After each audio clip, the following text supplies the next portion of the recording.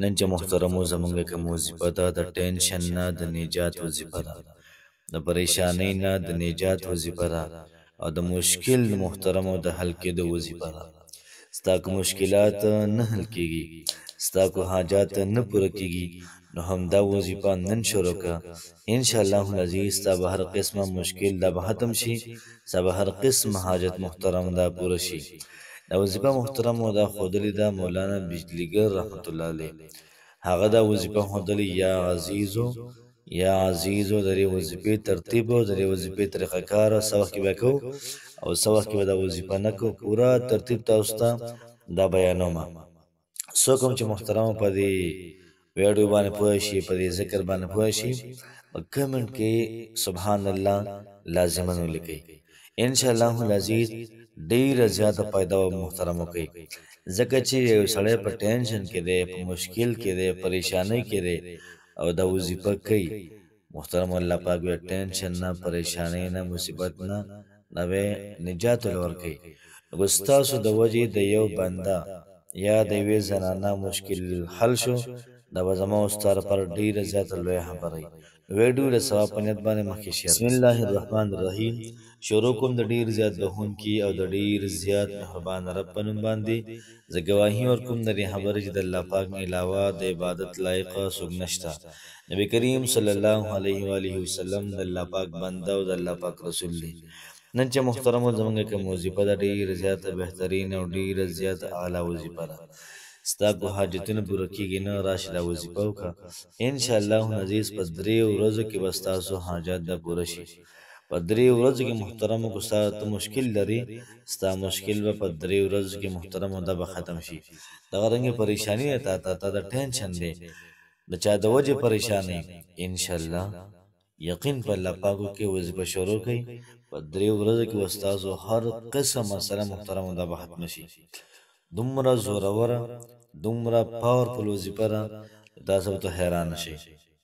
مولانا بجلیګر رحمت الله علیه دا وظیفه ښودلې وه، خو ډېر کسان په هغې باندې نه پوه شوي. هغوی دا وایي چې خدای پاک څنګه دا وظیفه وکړو، څو پېرې وکړو، په کم ټایم کې وکړو. انشاءالله العزیز مکمل ترتیبه، مکمل طریقه کار دا تاسو ته محترمو دا ښیمه. نو څوک هم چې په دې باندې پوه شي نو کمنټ کې ماشاءالله یا کمنټ کې سبحان الله لازماً ولیکئ. محترم نن چې کومه زموږ وظیفه ده د یا عزیز یو وظیفه ده. یا عزیز معنی ده ای غالب ذاته. نو کوم سړی چې د یا عزیز وظیفه کوي نو دا سړی به الله پاک په هر چا باندې غالبه کوي. دا سړی به الله پاک مغلوبه کوي نه، دا سړی به الله پاک همیشه لپاره خوشحاله ساتي.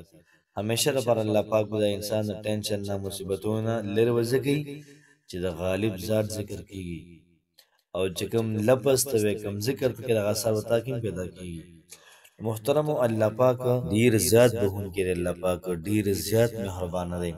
نو که چېرته موږ دا ذکر شروع کړو د یا عزیزو، انشاءالله العزیز تماشه کوو چې څنګه ستا مشکل ختمیږي. دکاندار دکان دې چلیږي نه، د یا عزیزو ذکر شروع کړه.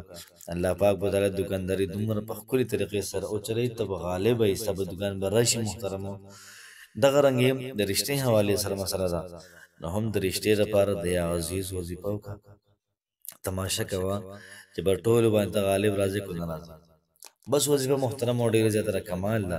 هغه سړی به ډېر زیاته باکماله شي، ډېر زیاته مراد ته محترمو نږدې شي چې کوم سړی دغه ذکر وکړي. نو راځئ نن زموږ کوم وظیفه ده د یا عزیز وظیفه ده. تاسو به روزانه یو شپېرې به درود ابراهیم ووایئ، یا کوم چې آسان دی صلی الله علیه و آله وسلم. یو شپېرې به دا ووایئ، بیا به د هغې نه بعد 314 پېرې به تاسو یا عزیزو یا عزیزو یا عزیزو دا به ووایئ. او که تاسو وایئ چې نور هم دا پاورفل شي نو 1000 پېرې یا عزیزو شروع کړه، 1000 پېرې. او دغه رنګې بیا روزانه 313 پېرې یا عزیزو وایه، او بیا اخره کې یو شپېرې درود شریف. نو که څوک ختم کول غواړي د یا عزیزو نو ختم به څنګه وي، 1000 پېرې یا عزیزو وایه، او بیا روزانه 314 پېرې یا عزیزو وایه. انشاءالله العزیز 3 ورځې وظیفه ده، په 3 ورځو کې به ستاسو کار دا به سرته ورسېږي. انشاءالله العزیز دواګانې به کوئ. محترمو کوشش وکړئ چې وظیفه په خپله مو کوئ، ملګرو سره هم شیر کړئ. الله پاک هم خوشحاله آباد ساته. السلام علیکم ورحمة الله وبرکاته.